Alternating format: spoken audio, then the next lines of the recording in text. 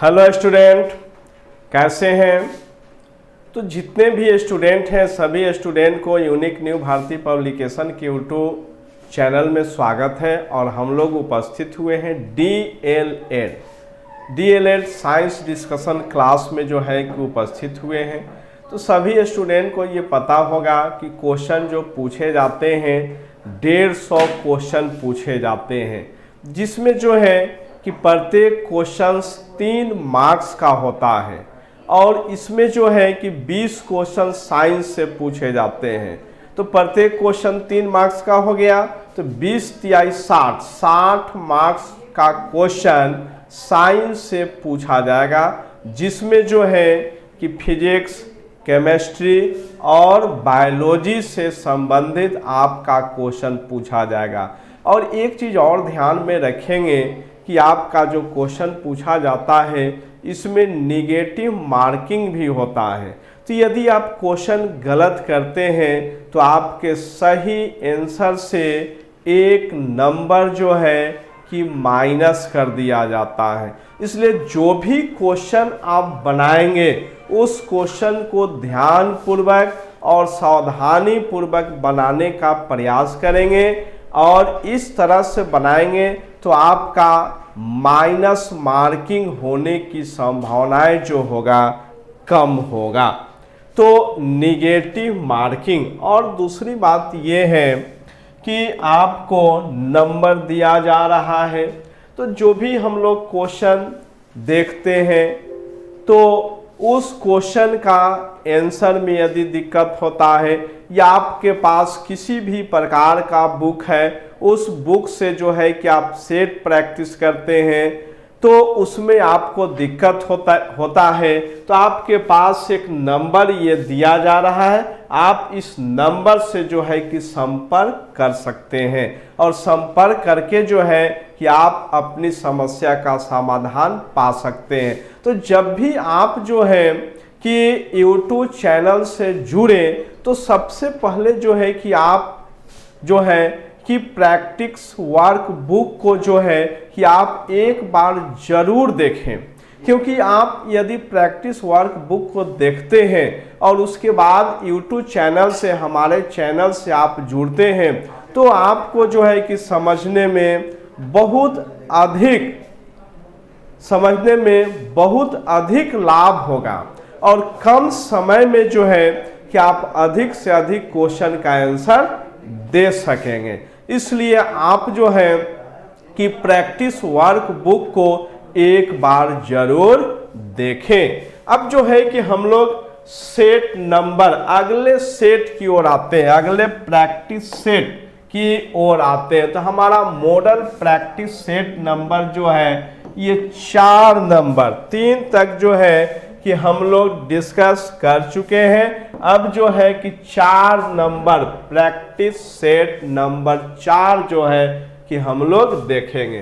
तो question number 61, science से 20 question पूछे जाते हैं। तो एक तत्व एक्स, तत्व क्या है? तो ये जो है कि एक्स, तत्व एक्स है, और इसका जो है कि बृहत्तम कक्षा में बाहरी सेल में 4 इलेक्ट्रॉन, बाहरी सेल में 4 इलेक्ट्रॉन। तो जिस एलिमेंट के आउटर मोस्ट ऑर्बिट में 4 इलेक्ट्रॉन होते हैं तो ये सिंपली जो है कि अधातु, जैसे कार्बन, तो कार्बन का एटॉमिक नंबर कितना होता है? 6 होता है। तो Kl 2 और 4, बाहरी सेल में 4 इलेक्ट्रॉन होता है। तो ये जब भी कंपाउंड बनाएगा, कार्बन जब भी कंपाउंड बनाएगा तो हम लोग CH4 का नाम सुने होंगे, CH4 का नाम सुने होंगे। तो यहाँ जो है हाइड्रोजन के साथ, तो ये जो X जो है कि अगर इसको C मान लेते हैं तो CH4, CCl4 का नाम हम लोग सुने होंगे, कार्बन टेट्राक्लोराइड।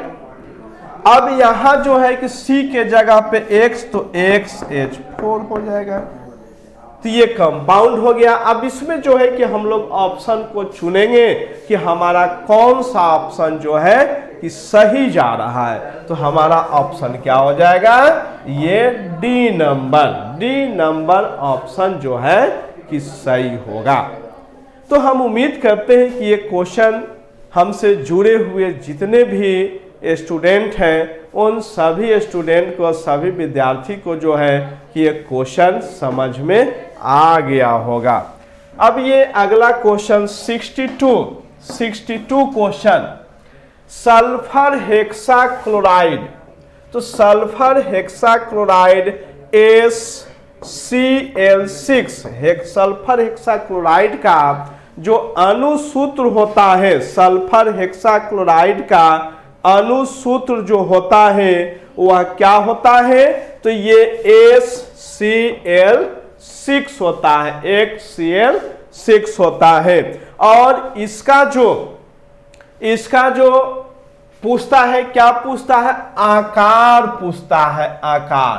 तो इसका प्रसंकरण यदि हम लोग देखते हैं तो प्रसंकरण में sp3d2 आ जाता है, sp3d2। तो यदि हम लोग बेसिक क्लास देखेंगे तो कैसे प्रसंकरण, कैसे हाइब्रिडाइजेशन हम लोग निकालते हैं, इसके बारे में जो है कि डिटेल बताया जाएगा। तो इसका sp3d2 और इसकी जो आकृति होती है अष्टफलकीय। तो सिंपल सा ध्यान में रखेंगे कि अल्केन की आकृति चतुष्फलकीय होता है और इसका प्रसंकरण जो होगा sp3 होता है, sp3 होता है। यदि अल्कीन हम लोग देखेंगे, अल्कीन, तो अल्कीन जो होता है, अल्कीन का जो आकृति होता है, अल्कीन की आकृति जो होता है ये कोणीय होता है। कैसा होता है, तो कोणीय होता है। और sp2 होता है, प्रसंकरण क्या होता है, तो sp2 होता है। और अल्काइन में देखेंगे, अल्काइन में, तो अल्काइन का रैखिक होता है और ये sp होता है। तो अल्केन का sp3 टेट्राहेड्रल होता है, इसको चतुष्फलकीय कहते हैं। अल्कीन का कोणीय और प्रसंकरण sp2 होता है। अल्काइन का रैखिक होता है और प्रसंकरण जो होता है कि sp होता है। तो हम लोग अल्केन, अल्कीन, अल्काइन के बारे में जो है कि हम लोग ध्यान में रखेंगे। टेलीस्कोप की खोज किसने किए थे, तो टेलीस्कोप क्या होता है, तो टेलीस्कोप एक प्रकार का जो होता है कि प्रकाशीय यंत्र। कैसा यंत्र है टेलीस्कोप, तो प्रकाशीय यंत्र होता है और इस यंत्र के द्वारा दूर की वस्तु को देखा जाता है। इसको हिंदी में हम लोग कहते हैं दूरदर्शी। दूरदर्शी क्या बोलते हैं, तो दूरदर्शी। तो दूर मतलब दूर की वस्तु और दर्शी मतलब देखना।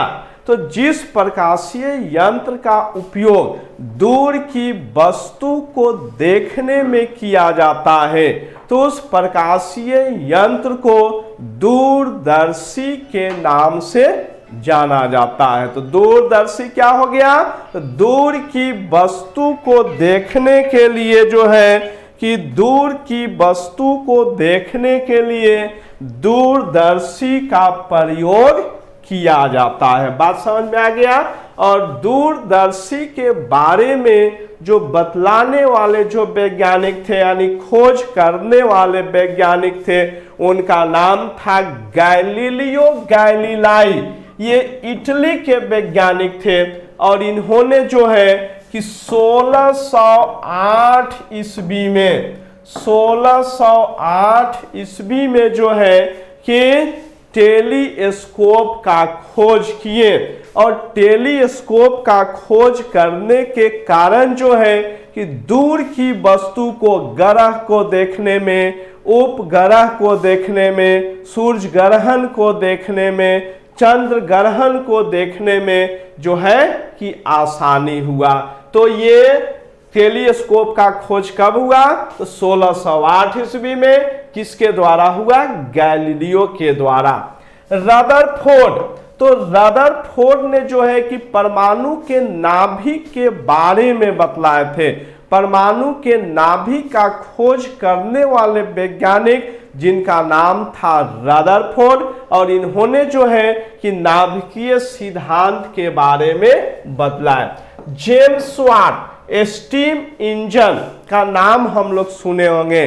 तो स्टीम इंजन का खोज करने वाले जो वैज्ञानिक थे इनका नाम था जेम्स वाट। और न्यूटन, तो न्यूटन को फादर ऑफ फिजिक्स के नाम से जाना जाता है। इन्होंने फिजिक्स में जो है कि बहुत सारे थ्योरी, बहुत सारे फार्मूला दिए, इसलिए न्यूटन को फादर ऑफ फिजिक्स के नाम से जाना जाता है। तो जितना जो है कि हम लोग ये क्वेश्चन देख रहे हैं, ये सारा क्वेश्चन का डिस्कशन जो कराया जा रहा है, ये क्वेश्चन जो है कि आपको यूनिक न्यू भारती पब्लिकेशन के किताब में जो है कि आपको ये सारा क्वेश्चन जो है कि मिलेगा। और जो है कि यदि आप एक बार इन सभी प्रैक्टिस सेट को आप पढ़ लेते हैं, देख लेते हैं, तो आपको जो है कि हमसे जुड़कर सीखने में किसी भी प्रकार की परेशानी नहीं होगी। और यदि उसके बाद भी दिक्कत होता है तो आपको जो है कि कांटेक्ट नंबर दिया गया है, इस नंबर से जो है कि आप संपर्क करके आप अपनी समस्या का समाधान पा सकते हैं। अब यह कहता है कि सदी की शुरुआत में हवाई जहाज का आविष्कार किसने किए थे? तो हवाई जहाज का आविष्कार करने वाले जो वैज्ञानिक थे जिनका नाम था राइट ब्रदर्स। तो राइट ब्रदर्स नामक वैज्ञानिक ने जो है कि हवाई जहाज का जो है कि आविष्कार किए। हवाई जहाज 1903 ईस्वी में कब किए थे? तो 1903 ईस्वी में राइट ब्रदर्स ने जो है कि हवाई जहाज का आविष्कार किए। जेम्स वाट अभी तुरंत बताए हैं कि जेम्स वाट स्टीम इंजन का आविष्कार किए। हम्फ्री डेवी, तो हम्फ्री डेवी ने जो है कि डेवी का सुरक्षा द्वीप, तो डेवी का सुरक्षा द्वीप क्या होता है? जैसे पहले के व्यक्ति माइंस में जाते थे, खान में जाते थे, कोयले के खान में जाते थे, तो कोयले के खान में मीथेन गैस उत्पन्न होता था, और मीथेन गैस उत्पन्न होने के कारण खान में जो है कि आग लग जाता था, जिसके कारण वर्कर्स की मृत्यु हो जाती थी। लेकिन हम्फ्री डेवी नामक वैज्ञानिक ने एक जो है कि लैंप का निर्माण किए, जिसे डेवी का सुरक्षा द्वीप के नाम से जाना जाता है। और इस द्वीप का निर्माण होने के बाद जो होता है, माइंस में यदि मीथेन गैस उत्पन्न होता है तो उसकी जानकारी जो है कि वर्कर्स को लग जाता है, और जो है कि वहां एक सिग्नल दे दिया जाता है, जिसके कारण सभी वर्कर्स समझ जाते हैं कि खान में जहरीला गैस, मीथेन गैस उत्पन्न हो गया है, और सभी वर्कर्स जो है कि खान से बाहर निकल जाते थे। इसलिए खान में जो है कि दुर्घटना में कमी आया। दुर्घटना में क्या आया? कमी आया। अब ये अगला क्वेश्चन, कशेरुक रज्जु स्पाइनल कोड, कशेरुक रज्जु को स्पाइनल कोड कहा जाता है, स्पाइनल कोड। और स्पाइनल कोड की जो संख्या होता है, मेरु रज्जु में कितनी जोड़ी तंत्रिका होता है? स्पाइनल नर्व, तो ये स्पाइनल नर्व, और स्पाइनल नर्व की जो संख्या होता है, स्पाइनल नर्व की संख्या जो होता है वह 31 जोड़ा होता है, 31 जोड़ा। और क्रैनियल नर्व, क्रैनियल नर्व जो होता है इसकी संख्या 12 जोड़ा होता है। बहुत बार ये क्वेश्चन पूछा गया है। तो ये 31 जोड़ा, और ये जो होता है क्रैनियल नर्व, क्रैनियल नर्व की संख्या 12 जोड़ा। ये क्वेश्चन बहुत बार पूछा गया है। तो ये जो कशेरुक रज्जु स्पाइनल नर्व जो होता है, स्पाइनल कोड के विभिन्न भागों में इंफॉर्मेशन सूचना को ले जाता है, और क्रेनियल नर्व जो आता है ये मस्तिष्क में जो है कि इंफॉर्मेशन को ले जाता है। और इस प्रकार जो है कि हमारे संपूर्ण शरीर में सूचना का प्रसार होता है। प्रतिवर्ती क्रिया रिफ्लेक्स एक्शन, इसको क्या बोलते हैं? तो रिफ्लेक्स एक्शन, रिफ्लेक्स एक्शन।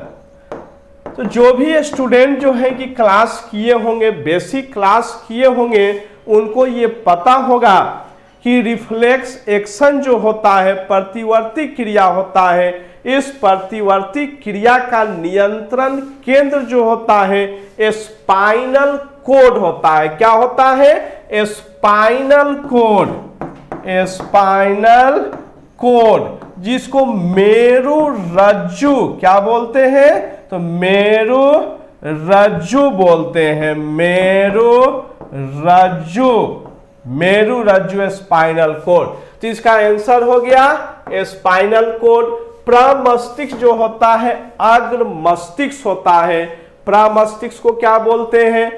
प्रमस्तिष्क को अग्र मस्तिष्क के नाम से जो है कि जाना जाता है। और अनुमस्तिष्क को सेरेब्रम, सेरेबेलम, और अनुमस्तिष्क को जो है कि सेरेबेलम, सेरेबेलम, सेरेबेलम, सेरेबेलम बोलते हैं। और यह पक्ष मस्तिष्क का भाग होता है। सेरेबेलम क्या होता है? पक्ष मस्तिष्क का भाग होता है। और सेरेबेलम का काम क्या होता है? तो यह शरीर को संतुलित करने में, बॉडी को बैलेंस करने में जो है कि यह सहायता करता है। तो अगला क्वेश्चन 67, थायराइड ग्रंथि से थायरोक्सिन स्रावित करने के लिए उत्तेजित हार्मोन, उत्तेजित करने वाली अंतःस्रावी हार्मोन कौन होता है? तो इसका नाम थायराइड स्टिमुलेटिंग हार्मोन, इसको कहते हैं थायराइड, थायराइड स्टिमुलेटिंग, मुलेटिंग हार्मोन,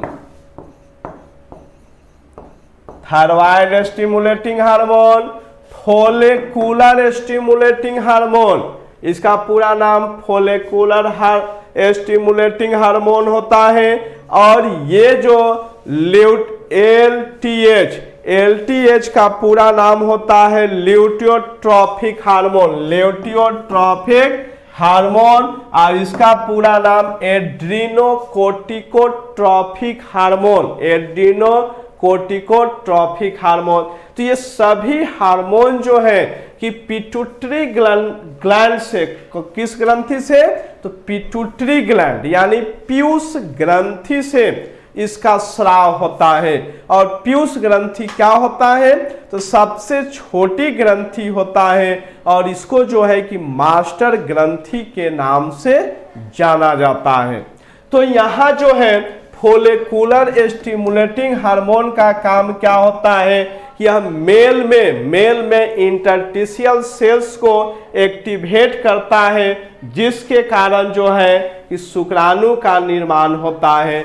और फीमेल में जो है कि ओवरी को एक्टिवेट करता है, जिसके कारण अंडाणु का निर्माण होता है। और इसका दूसरा नाम जो होता है प्रोलैक्टिन हार्मोन, दूसरा नाम प्रोलैक्टिन, प्रोलैक्टिन हार्मोन होता है, जो मिल्क सेक्रेशन में जो है कि सहायता करता है। और ये एड्रीनोकोर्टिकोट्रॉफिक हार्मोन जो होता है, यह हार्मोन एड्रीनल ग्लैंड को एक्टिवेट करता है, जिसके कारण जो है कि एड्रीनल ग्लैंड से हार्मोन का सेक्रेशन होता है। अगला क्वेश्चन, निषेचन की क्रिया। तो निषेचन, फर्टिलाइजेशन की जो क्रिया होती है वह फाइलोपियन ट्यूब में होता है। कहाँ? फाइलोपियन ट्यूब या ओविडक्ट, फाइलोपियन ट्यूब या ओविडक्ट, या जो है कि अंडवाहिनी, अंडवाहिनी कहते हैं।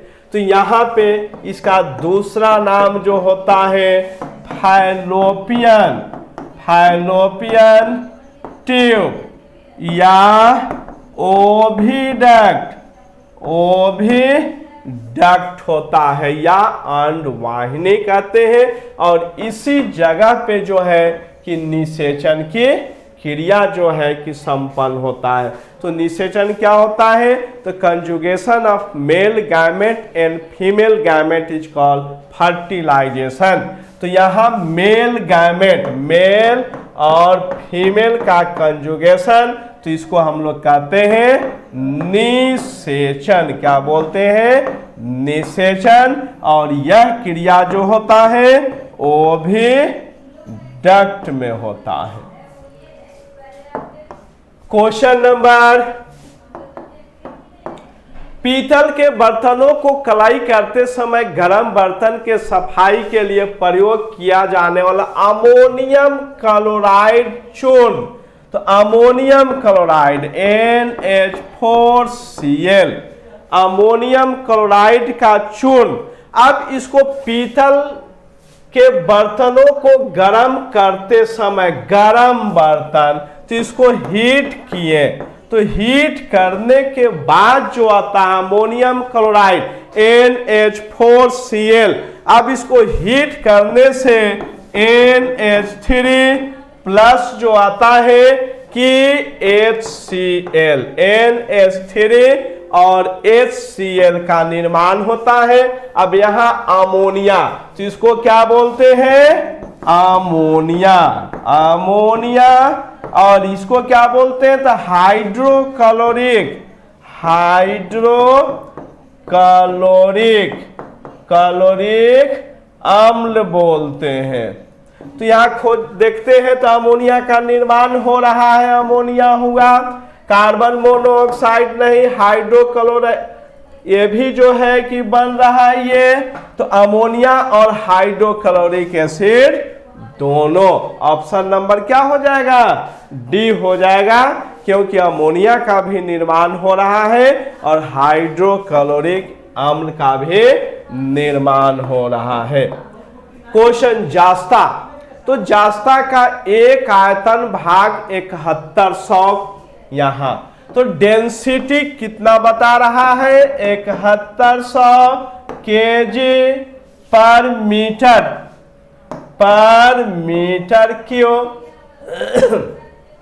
तो यहां हम लोग जानते हैं कि डेंसिटी बराबर मास बाई वॉल्यूम, तो m बराबर कितना हो गया? m बराबर 7100 गुने v आ गया। अब यहां जिंक के लिए निकालेंगे, तो जिंक के लिए 2 आयतन भाग तांबा है, तांबा, तो 2 आयतन, तो डेंसिटी बराबर मास बाई वॉल्यूम, तो डेंसिटी 8900 और m/2 भी, तो m बराबर कितना हो जाएगा? 9 दूनी 18, 8 दूनी 16, 1 17, इतना भी आ गया। अब टोटल मास निकालेंगे, तो टोटल मास कितना हो गया? 7100 आ गया। तो यहाँ 0 8 1 9 7 7 14 और 1 1 2, 249 भी आ गया। अब पुनः जो है कि यहाँ m आ गया, कुल m आ गया, तो डेंसिटी बराबर मास बाय वॉल्यूम। अब हमें घनत्व, पीतल का घनत्व निकालना है, तो मास कितना आ गया? तो 249 भी, और भी कितना हो गया? तो 2 आयतन और 1 आयतन यानी 3 भी आ गया, भी से भी हो गया कैंसिल, और 249 3 0 में 18 के 24 और 3 तिहाई 9 83, ऑप्शन नंबर बी आ जाता है। तो इस तरह से जो है कि इस न्यूमेरिकल को जो है कि हम लोग सॉल्व करेंगे। तो एक बार पुनः सभी स्टूडेंट को बतला देता हूं कि जितना भी हम लोग जो है कि मॉडल प्रैक्टिस सेट का क्वेश्चन देख रहे हैं, ये सारा क्वेश्चन जो है कि आप आपको जो है कि यूनिक न्यू भारती पब्लिकेशन के किताब में मिलेगा। और जो है कि यदि आप प्रैक्टिस करके अपने घरों पर एक्सरसाइज करके आप जो है कि हमारे चैनल से जुड़ते हैं तो आपको अधिक से अधिक जो है कि लाभ मिलने की संभावनाएं बन जाता है। क्वेश्चन नंबर 71, निम्नलिखित में कौन सा विटामिन की खून के जमने में आवश्यकता होती है? तो विटामिन के जो होता है, जिसको जो है कि रासायनिक नाम फिलोक्विनोन, विटामिन के, तो विटामिन के और इसका रासायनिक नाम जो होता है फिलोक्विनोन होता है। रासायनिक नाम क्या होता है? फिलोक्विनोन होता है। और विटामिन के जो होता है कि रक्त का थक्का जमाने में जो है कि सहायक होता है।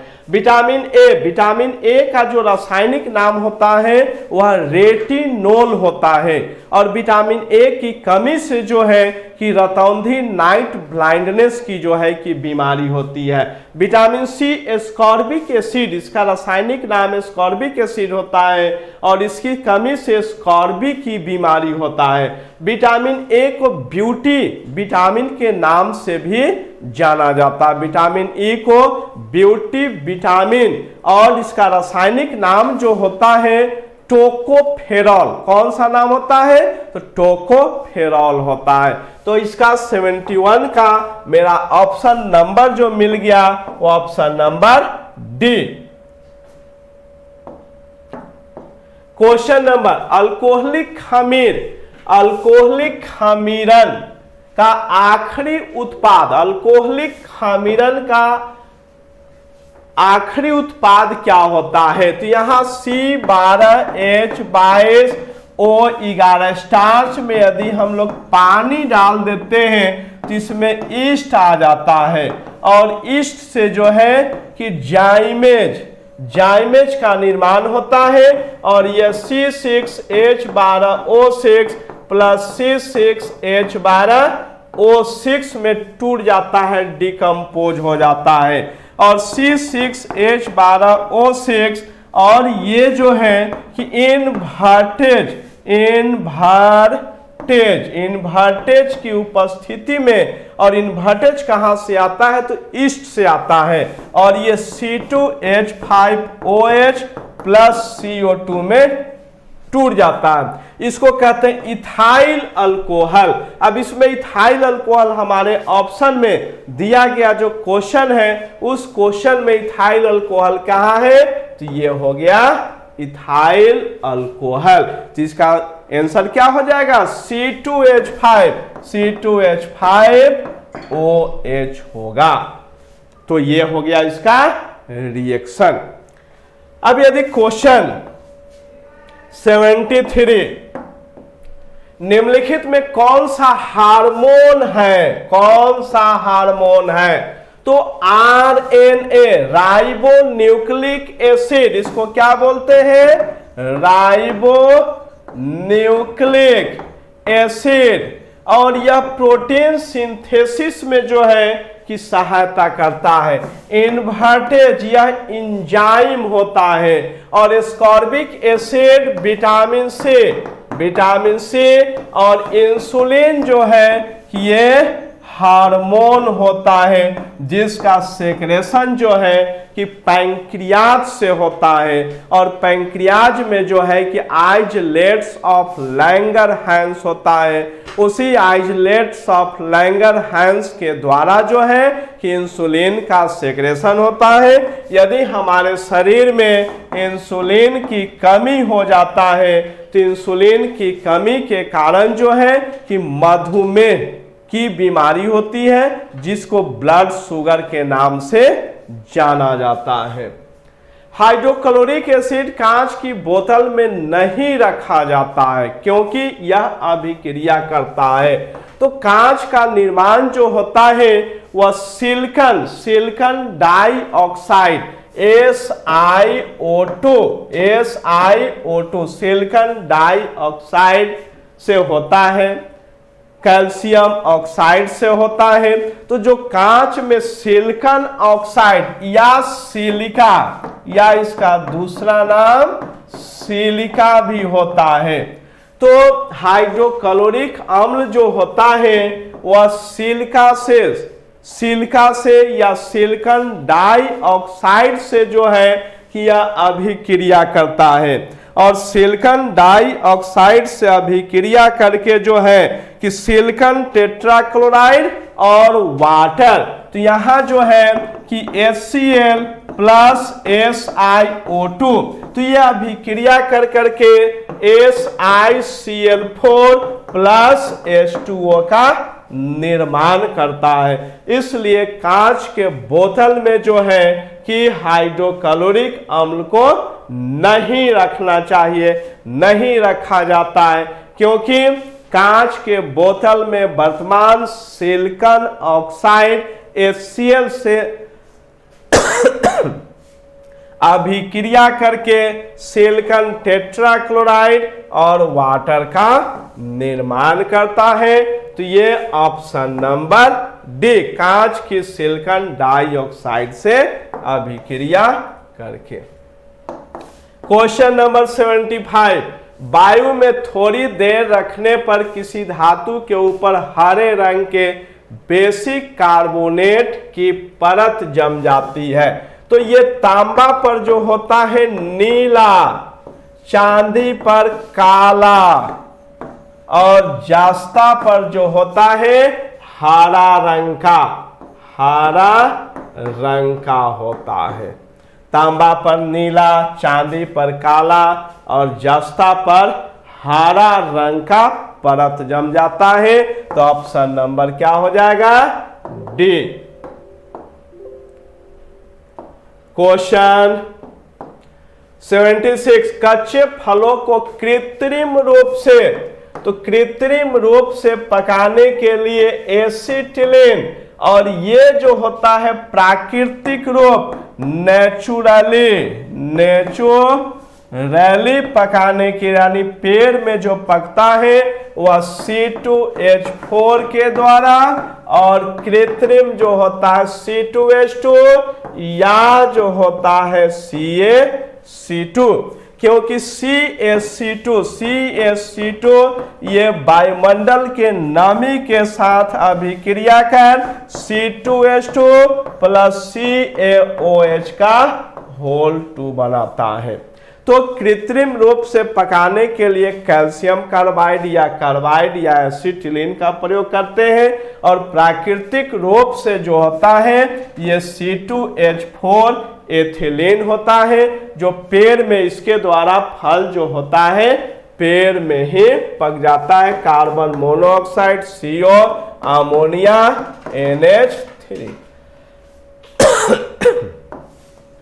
क्वेश्चन नंबर 77, विस्फोटक नाइट्रोग्लिसरीन एक क्या होता है? तो ईस्टर होता है। विस्फोटक नाइट्रोग्लिसरीन एक ईस्टर होता है। तो ईस्टर क्या होता है? तो ईस्टर कहने का मतलब कि कार्बोजेलिक एसिड और अल्कोहल की अभिक्रिया आपस में कराया जाता है, तो ईस्टर का निर्माण होता है, और यह क्रिया जो है स्टेरिफिकेशन के नाम से जाना जाता है। तो यहाँ विस्फोटक नाइट्रोग्लिसरीन एक प्रकार का जो है कि ईस्टर होता है, और यह क्या होता है? तो विस्फोटक, यह क्या होता है? तो विस्फोटक होता है। तो ऑप्शन नंबर 77 का डी, सम्मिश्रण हाइड्रोकार्बन, तो हाइड्रोजन तथा कार्बन के द्वारा बना हुआ यौगिक को हाइड्रोकार्बन कहते हैं, और हाइड्रोकार्बन मुख्य रूप से 2 प्रकार का होता है, जिसको संतृप्त हाइड्रोकार्बन और असंतृप्त हाइड्रोकार्बन कहते हैं। संतृप्त हाइड्रोकार्बन को अल्केन कहते हैं, और असंतृप्त हाइड्रोकार्बन 2 प्रकार का होता है, जिसे अल्कीन और अल्काइन के नाम से जाना जाता है। क्वेश्चन 78, जास्ता से एक बर्तन पर विद्युत लेपन की विधि में, तो विद्युत लेपन की विधि में, तो जब भी जास्ता से लेपन करना है और ये बर्तन, तो बर्तन को हमेशा ऋण ध्रुव, तो ये बर्तन को क्या बनाएंगे, ऋण ध्रुव से, और जास्ता को जो है कि ये धन ध्रुव बनाते हैं, क्योंकि यहाँ MCR ये ध्यान में रखेंगे, MCR metal goes on cathode is called reduction. Metal हमेशा जो है कि कैथोड पर जाता है, मेटल हमेशा कैथोड पर जाता है, और कैथोड जो होता है ऋण आवेशित होता है, इसलिए बर्तन को ऋण आवेश और जिंक को जो है कि धन आवेश, तो बर्तन को ऋण आवेश ऋण ध्रुव, शुद्ध जास्ता को धन ध्रुव बनाया जाता है। तो ऑप्शन नंबर सी। और MCR ट्रिक जो है कि हम लोग ध्यान में रखेंगे, metal goes on cathode is called reduction. Metal जब भी डिपॉजिट होता है तो कैथोड पर ऋण ध्रुव पर जो है डिपॉजिट होता है। वायु में कौन सी नोबेल गैस नहीं होता है, तो वायु में सभी नोबेल गैस है, जिसमें रेडॉन जो होता है, वायु में रेडॉन अक्रिय गैस नोबेल गैस नहीं होता है। नोबेल गैस की संयोजकता 0 होता है और इसे आवर्त सारणी पेरियोडिक टेबल के 18वें समूह में रखा गया है। पेरियोडिक टेबल के 18वें समूह में रखा गया है। तो पुनः एक बार और बतला देता हूं कि जो भी हम लोग क्वेश्चन देख रहे हैं, ये सारा question unique new Bharati publication के बुक में आपको मिलेगा। और बेहतर तैयारी यदि आप करना चाहते हैं तो बुक का प्रत्येक मॉडल प्रैक्टिस सेट एक बार आप जरूर देखें, और देखकर लाइव चैनल या यूट्यूब चैनल से यदि आप जुड़ते हैं तो आपको अधिक से अधिक लाभ होने की संभावनाएं बढ़ जाता है। और किसी भी प्रकार की यदि आपको दिक्कत होता है क्वेश्चन में, तो आपके स्क्रीन पे जो है कि यहाँ नंबर दिया जा रहा है, आप इस नंबर से संपर्क करके जो है कि आप अपनी सारी समस्या का समाधान पा सकते हैं। तो क्लोरोफिल में कौन सी धातु आयन पाया जाता है, तो क्लोरोफिल में बहुत पहले ये पढ़े होंगे कि मैग्नीशियम धातु, और ये होता है आयरन हीमोग्लोबिन में पाया जाता है।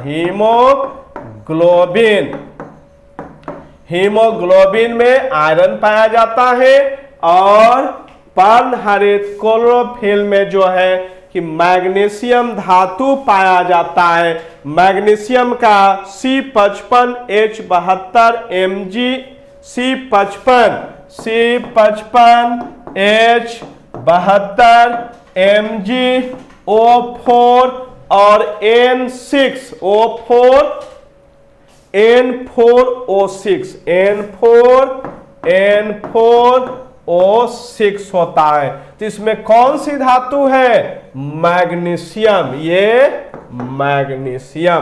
तो इसका ऑप्शन क्या हो जाएगा, 80 का ऑप्शन नंबर बी। तो आपके सामने नंबर फ्लश हो रहा है, किसी भी प्रकार की कोई दिक्कत हो तो आप इस नंबर से संपर्क करेंगे। Okay, bye.